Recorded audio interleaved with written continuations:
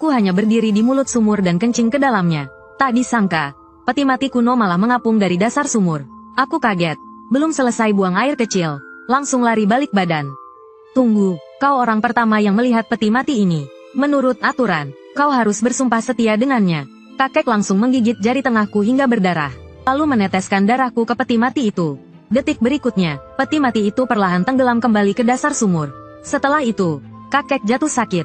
Sebelum meninggal, kakek berpesan 3 hal padaku.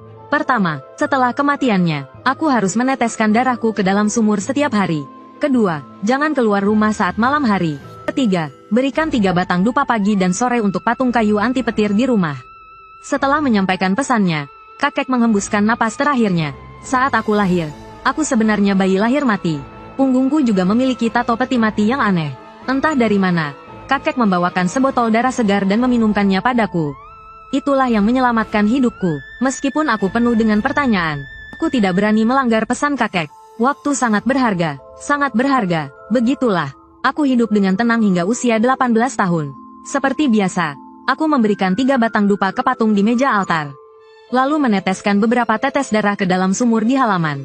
Aku berbaring di tempat tidur, bersiap untuk tidur. Tapi saat itu, dari sumur tua di luar rumah, terdengar suara, lalu aku mencium aroma aneh. Pada saat yang sama, anjing tua di halaman menggonggong dengan keras. Sebelum aku sempat keluar untuk memarahinya, ia tiba-tiba menoleh ke arah pintu halaman yang tertutup rapat. Lalu seluruh tubuhnya gemetar hebat. Gonggongan kerasnya berubah menjadi rengekan. Lalu ia melompat pagar dan kabur dengan ekor di antara kedua kakinya. Pada saat itu juga, aku melihat pintu halaman yang tertutup terbuka tanpa suara. Kemudian, 8 sosok kekar mengangkat tanduk merah masuk. Di samping tandu ada seorang wanita tua dengan riasan tebal dan bunga merah besar di kepalanya. Aku sudah ketakutan setengah mati, karena aku menyadari bayangan di bawah kaki wanita tua itu bukan bayangan manusia, melainkan musang kuning yang berdiri seperti manusia. Nyonya Rubah, Tuan Tua Kuning mengutus kami untuk menjemput Anda ke pelaminan. Suara melengking wanita tua itu terdengar. Suara aneh dari dalam sumur semakin cepat. Samar-samar, aku seperti mendengar dengusan dingin seorang wanita dari dalam sumur. Melihat situasi ini, wanita tua di luar mengalihkan pandangannya padaku, menunjukkan ekspresi galak, lalu berkata dengan dingin, "Nyonya, Tuan Tua kami telah menunggu Anda selama 18 tahun. Sekarang anak ini sudah berusia 18 tahun. Anda tidak perlu menjaganya lagi. Jika Nyonya tidak mau ikut kami kembali, maka kami terpaksa mencelakai anak ini." Kata-kata wanita tua yang buruk rupa itu membuatku terkejut. Apa urusannya denganku? Tapi sebelum aku sempat bicara, pintu ruang tamu didobrak dengan kasar. Nenek tua yang masuk menatapku tajam. Sesaat kemudian, rasa iri dan tamak di matanya tak dapat disembunyikan. "Harum, harum 10 li, 100 siluman berebut." Sambil berkata begitu, nenek tua itu menerjangku. "Nyonya telah menjagamu selama 18 tahun. Kebetulan bisa menggunakan aroma tubuhmu untuk menutupi aroma Nyonya. Meskipun terlihat berusia 70 atau 80 tahun. Gerakan nenek tua itu sangat lincah. Dalam sekejap mata, dia sudah berada di depanku. Tak memberiku kesempatan untuk menghindar. Kuku-kukunya yang tajam mencakar ke arah leherku. Di saat genting ini, akhirnya terdengar gerakan dari sumur di halaman. Sebuah rantai hitam melesat keluar dari sumur. Seketika melilit pinggangku. Tanpa persiapan, aku langsung ditarik ke dalam sumur. Lalu, aku merasakan tangan yang dingin dan lembut menyentuh tubuhku, membuatku menggigil tanpa sadar. Pada saat yang sama, aku merasakan sengatan di leherku. Aroma harum yang aneh memenuhi hidungku. Aku bahkan bisa merasakan napasnya yang begitu dekat. Sepertinya dia sedang menghisap esensiku. Kesadaranku perlahan memudar, dan segera jatuh ke dalam kegelapan. Dalam keadaan setengah sadar, sepertinya aku mendengar jeritan nenek tua yang buruk rupa itu. Lalu aku bermimpi panjang. Dalam mimpi itu, aku melihat seorang wanita yang sangat cantik. 9 ekor melambai di belakangnya. Lembut dan menggoda, cantik dan menawan. Semua kata-kata indah di dunia tidak dapat menggambarkan 1/10.000 keindahannya. Sampai saat ini, aku baru benar-benar mengerti apa yang disebut kecantikan yang membawa bencana. Tatapannya padaku aneh, seolah ingin mengatakan sesuatu tapi ragu-ragu. Akhirnya berubah menjadi helaan napas. "Jagalah aku selama 9 hari. Jangan biarkan apapun mendekatiku. Anggap saja itu sebagai balasanmu atas jasa penyelamatanku dulu." Apa maksudnya? Sebelum aku sempat mencerna semuanya, aku terbangun. Saat membuka mata dan melihat sekeliling, aku langsung tertegun. Ini adalah sebuah gua di dalam sumur. Sebuah peti mati tergantung di udara. Di sekeliling peti mati terukir pola rumit yang padat. Selain itu, ada rantai hitam yang mengunci peti mati di sekitarnya. Langit di luar sudah terang. Aku berdiri, dan memanjat rantai ke atas peti mati. Aku melihat seorang wanita cantik terbaring diam di dalam peti mati. Dia adalah Nyonya Rubah dalam mimpiku. Setelah tenang sejenak, mencium aroma harum yang memancar darinya. Aku tersenyum pahit dan menghela napas. Dalam mimpi, dia memintaku untuk menjaganya selama 9 hari. Tapi nenek tua yang buruk rupa itu juga mengatakan, harum 10 li, 100 siluman berebut. Dengan perasaan kesal, aku berjalan ke kedalaman gua. Aku melihat sekeliling, dipenuhi makam. Ini adalah pekuburan di belakang desa kami. Jaraknya sekitar 1 li dari desa. Kakekku dimakamkan di sini. Aku tidak tahu apa yang terjadi setelah aku pingsan tadi malam. Lalu aku menoleh ke peti mati di dalam gua. Aku ragu sejenak, lalu bergegas kembali ke desa. Meskipun aku tidak tahu mengapa Nyonya Rubah ingin aku menjaganya selama 9 hari. Aku pasti tidak akan meninggalkannya. Lagi pula, dia telah menyelamatkanku. Tapi aku harus kembali ke desa dulu, dan menjelaskan hal ini kepada orang tuaku. Ketika aku kembali ke desa, ayah dan ibuku sedang panik mencarimu ke seluruh desa. Setelah melihatku, mereka akhirnya lega. Sesampainya di rumah, aku melihat rumah berantakan. Anjing kuning tua ketakutan di depan pintu. Tanduk pengantin yang dilapisi kertas merah itu ada di halaman. Bersama bangkai musang gemuk berdandan tebal. Ku segera mengemasi beberapa barang bawaan, dan mendesak orang tuaku untuk segera pindah ke kota. Aku berjanji akan menemui mereka 9 hari lagi. Mereka akhirnya pergi ke kota dengan berat hati. Tanpa beban lagi, aku sedikit lega, membawa ransel. Aku cepat-cepat meninggalkan desa, dan berlari ke gua di pekuburan. Di dalam ranselku, selain pakaian dan biskuit, ada juga tali merah, paku kayu persik, dan koin tembaga. Ini semua peninggalan kakekku. Di buku catatan kakekku, tercatat banyak hal tentang Feng Shui, termasuk beberapa cara untuk mengatasi hal-hal gaib. Saat kecil, aku sangat tertarik dengan hal-hal ini dan sering diam-diam membacanya. Bisa dibilang aku belajar sendiri, tapi aku belum pernah mempraktikkannya. Aku mengambil sebungkus abu dupa dari ranselku, dan menaburkannya secara merata di sekitar pintu gua. Lalu aku mengambil lonceng dari tasku, dan memasangnya di atas pintu gua. Setelah melakukan semua ini, aku mengeluarkan beberapa biskuit dan memakannya. Setelah beberapa saat, aku berjalan ke peti mati. Aku menggigit ujung jariku dan mengeluarkan beberapa tetes darah. Meneteskannya ke bibir wanita di dalam peti mati. Tadi malam aku ingat nenek tua itu bilang, darahku bisa menekan aroma aneh di tubuhnya. Ketika darah menetes ke bibir wanita cantik ini, dengan cepat darah itu meresap ke dalam mulutnya. Seolah-olah dia menyedotnya sendiri. Kemudian, aroma aneh di tubuhnya benar-benar berkurang. Dengan begini, menjaganya selama 9 hari bukanlah hal yang sulit. Angan-angan memang indah, kenyataan memang pahit. 3 hari kemudian, aku tertampar keras oleh kenyataan. Aku menyadari efek darahku semakin berkurang. Pada awalnya, beberapa tetes darah bisa bertahan selama setengah hari. Tapi sekarang, hampir setengah mangkuk darah hanya bisa bertahan kurang dari 1 jam.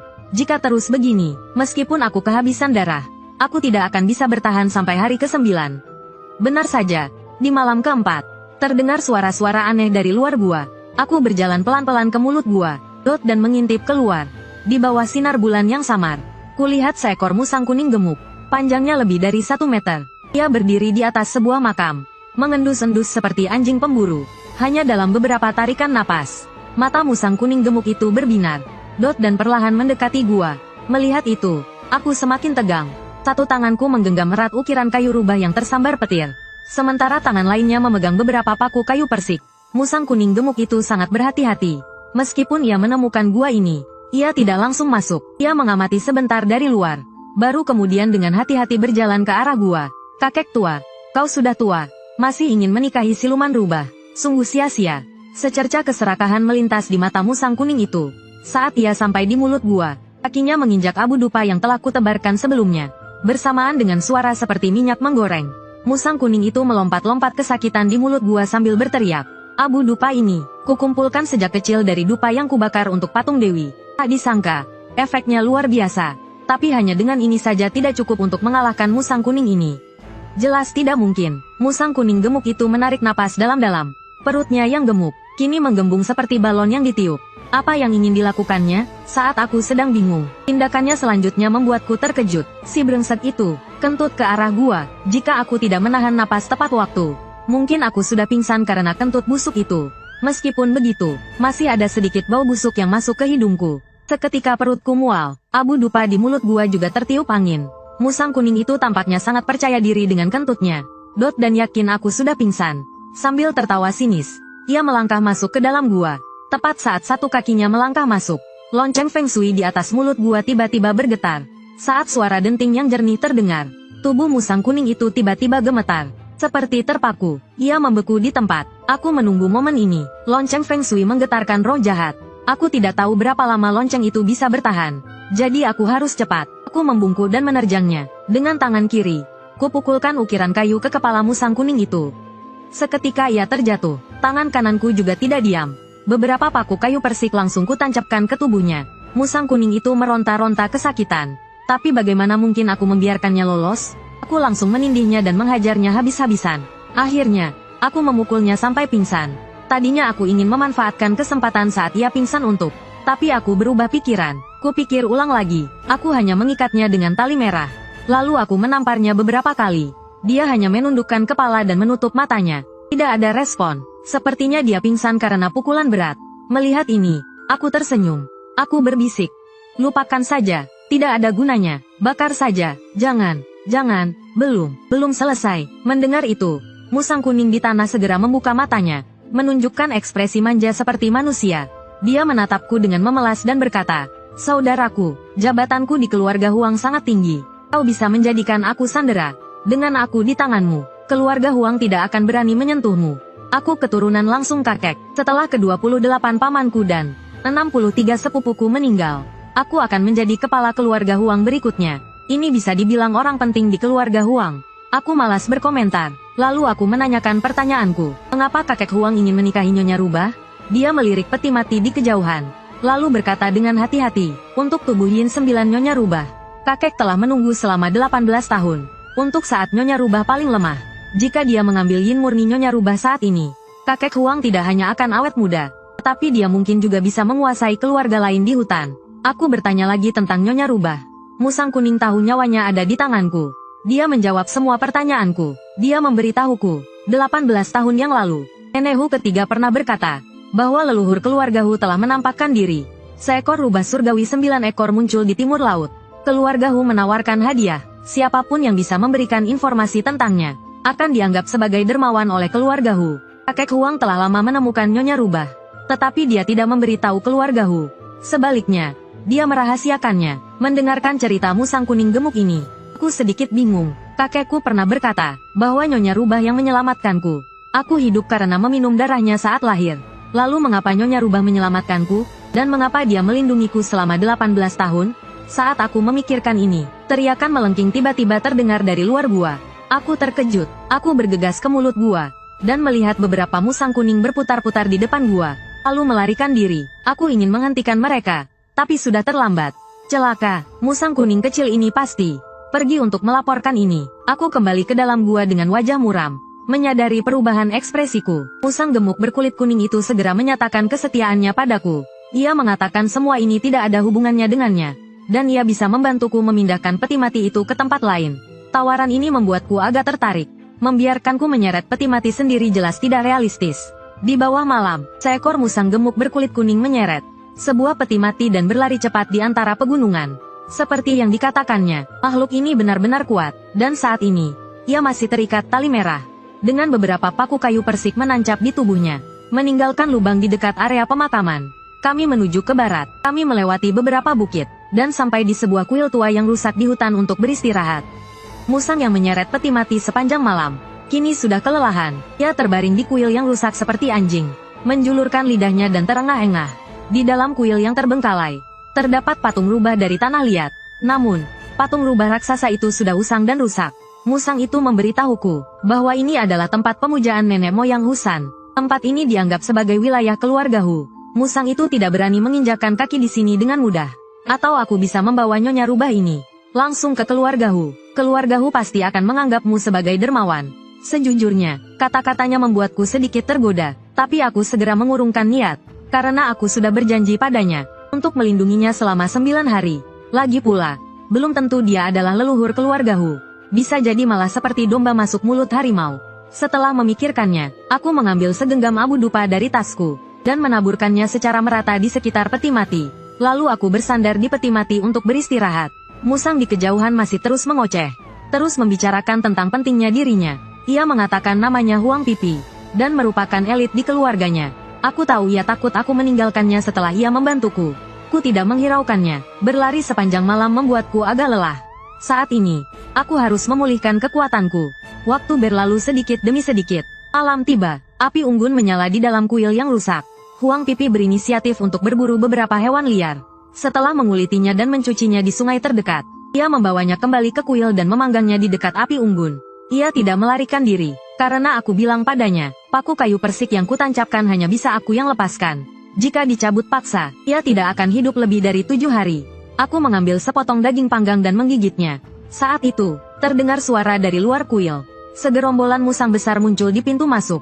Tatapan mata mereka yang tajam tertuju pada peti mati di sampingku. Aku merasa ada yang tidak beres. Musang-musang ini datangnya cepat sekali. Aku menjadi waspada, dan meraih patung rubah kayu di dalam tasku. Tangan lainnya meraih sebungkus abu dupa. Melihat musang-musang besar ini, Huang Pipi langsung bersemangat. Ia melempar daging panggang yang belum habis dimakannya, dan berkata dengan tergesa-gesa, "Saudara-saudara, kalian akhirnya datang. Tidak sia-sia aku meninggalkan tanda di sepanjang jalan untuk kalian. Cepat tangkap anak ini hidup-hidup. Jangan bunuh dia." Dia menancapkan beberapa paku kayu persik di tubuhku. Aku harus membuatnya mencabutnya untukku. Belum selesai bicara, terdengar dengusan dingin dari luar kuil. Memotong ucapan Huang Pipi, "Sampah." Kemudian terlihat belasan musang, membawa tandu ke pintu kuil. Di atasnya duduk seekor musang tua yang gemuk, dengan alis kekuningan yang panjangnya lebih dari 30 cm. Tubuhnya yang gemuk 3 kali lebih besar dari Huang Pipi. Ini jelas musang terbesar yang pernah kulihat. "Kakek tua," Huang Pipi memanggil dengan tubuh gemetar. "Diam." Kakek tua meliriknya dengan jijik, dan berkata dengan mata dingin, "Jangan kira aku tidak tahu apa rencanamu. Aku tidak punya keturunan sepertimu. Malam ini kau akan mati bersama anak ini. Di perjalanan ke alam baka, setidaknya kau punya teman." Selesai bicara, Huang Pipi tertegun menatap kakek tua. Sudut mulutnya berkedut seolah ingin mengatakan sesuatu. Tetapi pada akhirnya tidak ada yang keluar. Kakek tua itu pun tidak lagi menghiraukan Huang Pipi, dan menyipitkan mata ke arahku.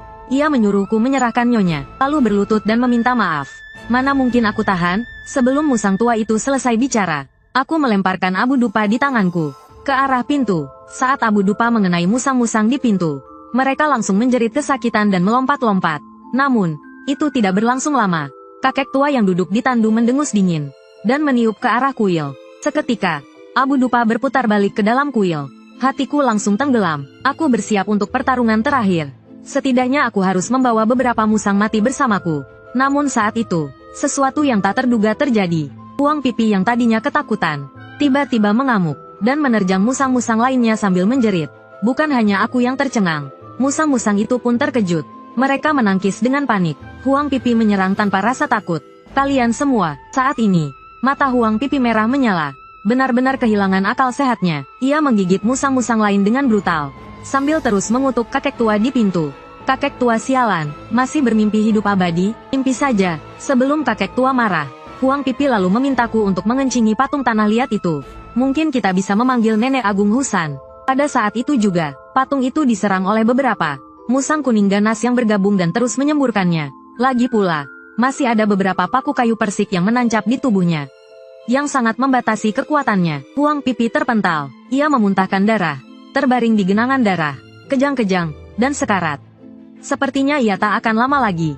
Dan saat itu, aku hanya bisa bertaruh. Aku melemparkan beberapa koin tembaga bernoda darah ke arah patung tanah liat. Noda di koin tercetak di patung. Kemudian, sebuah pemandangan aneh muncul. Patung yang usang itu bergoyang dengan cepat. Tawa genit juga terdengar di kuil yang bobrok itu. Melihat itu, wajah kakek Huang di pintu berubah sedikit. Ia hendak memperingatkan musang kuning yang mendekatiku di dalam kuil. Tetapi bayangan patung tanah liat di kuil yang bobrok itu berputar. Ia dengan cepat melilit seluruh tubuh mereka, lalu tiba-tiba menyusut. Suara patah tulang terdengar dari dalam tubuh beberapa musang kuning. Mereka bahkan tidak sempat menjerit kesakitan sebelum dihancurkan oleh bayangan aneh itu. Bau darah amis memenuhi kuil yang bobrok. Pemandangan ini membuat musang kuning di pintu ketakutan. Banyak dari mereka bahkan gemetar ketakutan. Jika kakek Huang tidak ada di sana, mungkin mereka sudah kabur. Kakek Huang hanya menyipitkan matanya melihat semua ini, dan tidak berniat untuk ikut campur. Jelas, ia juga takut pada pendatang baru ini. Saat bayangan di bawah patung itu berputar dan bergoyang, seorang nenek tua dengan tongkat muncul dengan aneh dari dalamnya. Nenek tua itu berambut putih seluruhnya, dan memberikan kesan anggun dan mulia. Ia hanya melirik kakek Huang di pintu, lalu berkata dengan tegas, "Si tua berbulu kuning, berani-beraninya kau datang ke wilayah keluargaku tanpa permisi. Apakah kau pikir keluargaku sudah punah? Aku mengira akan terjadi pertempuran besar. Tetapi musang kuning tua itu menatapku lama sekali. Kemarahan di matanya hampir nyata. Pada akhirnya, ia berbalik dan pergi dengan angkuh. Aku terkejut, tetapi tidak melepaskan ukiran kayu di tanganku. Karena aku tahu, orang di hadapanku ini lebih menakutkan daripada si tua berbulu kuning. Nenek Agung Husan juga menatapku. Setelah beberapa saat, ia tiba-tiba bertanya apa yang dikatakan Dewi kepadaku. Aku tertegun sejenak, lalu memutuskan untuk mengatakan yang sebenarnya. Dewi memintaku untuk menjaganya selama 9 hari. Setelah mendengar itu, ada ekspresi aneh di matanya saat ia menatapku. Suaranya juga sedikit melembut. Ia bilang si tua berbulu kuning itu tidak akan menyerah begitu saja. Ia memintaku untuk tinggal di sini untuk sementara waktu selama beberapa hari ke depan. Tanpa menunggu jawabanku, sosoknya kembali menyatu dengan patung tanah liat itu. Setelah ia menghilang, aku menghela nafas lega. Pakaian di punggungku basah oleh keringat. Meskipun pengalaman tadi agak menegangkan, aku tidak bisa menahan rasa penasaran di hatiku. Bukankah seharusnya keluargaku tidak sabar untuk menyambut kembali Dewi Rubah? Mengapa Nenek Agung Husan tidak memaksa membawa peti mati kembali ke keluargaku? Jika dia menyerangku, aku pasti tak bisa menahannya. Saat aku memikirkan hal ini, terdengar suara erangan kesakitan dari sudut kuil yang rusak. Mencari sumber suara, aku sedikit terkejut melihat Huang Pizi tergeletak di genangan darah. Ia sudah berjuang untuk duduk, meringis kesakitan sambil gemetar. Si brengsek ini belum mati. Melihat Huang Pizi berdiri terhuyung-huyung dari genangan darah, aku merasa bimbang. Haruskah aku membunuhnya? Lagi pula, dia telah mengkhianatiku. Tapi, di sisi lain, jika bukan karena peringatannya, aku tak mungkin bisa memanggil nenek moyang Husan dengan jing asterisku. Sebenarnya, dia juga telah menyelamatkanku. Setelah Huang Pizi berdiri dari genangan darah, ia berjalan terhuyung-huyung ke arah mayat-mayat Huang Pizi lainnya. Lalu, ia langsung menelan jantung mereka. Aku menyaksikan dengan ngeri. Namun, adegan selanjutnya membuatku tercengang. Huang Pizi yang menelan beberapa jantung itu, tulang-tulangnya yang patah, sembuh dengan cepat. Hanya dalam waktu kurang dari 1 menit, Huang Pizi yang terluka parah itu kembali lincah dan penuh energi. Akhirnya, aku tidak membunuhnya. Dan aku juga membantunya mencabut paku kayu persik dari tubuhnya. Yang mengejutkan, ia tidak pergi. Ia tetap berburu setiap hari seperti biasa. Kami pun tetap diam-diaman seperti ini. Hingga malam ke-9, aku punya firasat buruk. Aku merasa sesuatu akan terjadi malam ini. Desis-desis. Saat itu, terdengar suara aneh dari luar kuil. Suara itu semakin dekat. Tak lama kemudian, aku melihat banyak pasang mata dingin di luar kuil. Selain beberapa Huang Pizi yang gemuk, juga ada segerombolan ular. 2 pemimpin mereka adalah Huang Pizi dengan seberkas bulu putih di kepalanya. Ukurannya 1,5 kali lebih besar dari Huang Pizi. Yang lainnya adalah ular piton raksasa bersisik hitam sebesar tong. Melihat ini, bahkan orang bodoh pun tahu, keluarga Huang dan keluarga Liu telah bergabung. Huang Pizi berkata dengan wajah tegang. Huang Pizi itu adalah putra tertua kakek tua. Yang satunya lagi adalah adik laki-laki Chang Xie. Pertempuran sengit tak terelakkan. Tak lama, seluruh tubuh Huang Pizi berlumuran darah. Aku pun tak jauh berbeda. Ukiran kayuku telah pecah. Abu dupaku juga habis. Seluruh tubuhku penuh luka. Darah segar mengalir deras. Dengan suara dentuman keras, Huang Pizi terlempar dan menghantam dinding kuil yang rusak. Darah mengalir dari 7 lubangnya. Tidak diketahui apakah ia masih hidup. Lalu, ular piton hitam itu perlahan. Ekor Huang Pipi yang mencambukku ditarik kembali. Kedua matanya yang dingin menatapku. Aku menarik napas dalam-dalam. Saat aku bersiap untuk pertarungan terakhir, sesuatu yang aneh terjadi. Baik Huang Pipi gemuk dengan sehelai rambut putih di kepalanya, maupun ular piton hitam raksasa itu. Keduanya membelalakkan mata mereka, dengan wajah terkejut. Mereka menatapku dengan tak percaya. Lebih tepatnya, mereka menatap ke belakangku. Saat itu, aku mendengar suara-suara aneh dari belakangku. Suara rantai bergesekan dengan cepat dan keras. Rantai di peti mati bergerak. Mungkinkah nenek rubah bangun lebih awal? Saat aku secara refleks ingin menoleh, tubuhku tiba-tiba menegang. Aku bisa merasakan dengan jelas. Tubuh lembut menempel di belakangku. Napasnya hangat di telingaku. Aku tahu siapa yang ada di belakangku tanpa perlu melihat. Detik berikutnya, aku tersentak. Aku digigit lagi. Di tempat yang sama, rasa sakit yang sama. Aku bahkan bisa mendengar suara dia menelan dengan jelas. Aku sudah terluka parah. Dan sekarang kesadaranku mulai memudar. Ketika aku akhirnya sadar, hari sudah terang. Aku berbaring di dalam peti mati yang dipenuhi aroma harum. Aku mendengar sedikit gerakan di samping peti mati. Aku langsung duduk. Seluruh tubuhku masih terasa lemas. Terutama tengkukku yang masih terasa sakit. Ketika aku melihat apa yang terjadi di luar peti mati, aku tertegun. Aku melihat nenek rubah ketiga. Peti mati itu berada di tepi sungai kecil. Nenek rubah ketiga duduk di depan api unggun. Seorang pemuda gemuk dan bulat, sedang sibuk memanggang daging buruan di depan api unggun. Nenek, coba ini, bukannya aku menyombongkan diri, tapi di seluruh keluarga Huang, tidak ada yang bisa mengalahkan keahlianku dalam barbecue. Aku, Huang Pipi, tidak lagi menjadi bagian dari keluarga Huang. Mulai sekarang, aku akan mengikuti saudara Jiang. Jika dia menunjuk ke timur, aku tidak akan ke barat. Jika dia menyuruhku memukul anjing, aku pasti tidak akan memukul ayam. Aku butuh beberapa saat untuk mengingat siapa orang ini. Huang Pipi. Huang Pipi setelah berubah wujud. Tentu saja, itu bukan intinya. Intinya adalah, mengapa nenek rubah ketiga ada di sini? Dan kemana perginya nenek rubah?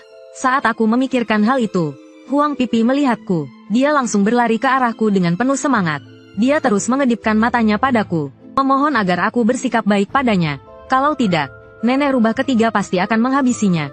Aku menatap Huang Pipi dengan aneh. Dia dengan penuh perhatian membantuku keluar dari peti mati, dan membawaku ke sisi nenek rubah ketiga. Aku baru saja akan memberi hormat padanya, tapi nenek rubah ketiga sudah menghindar, seolah-olah dia tak sanggup menerima hormatku.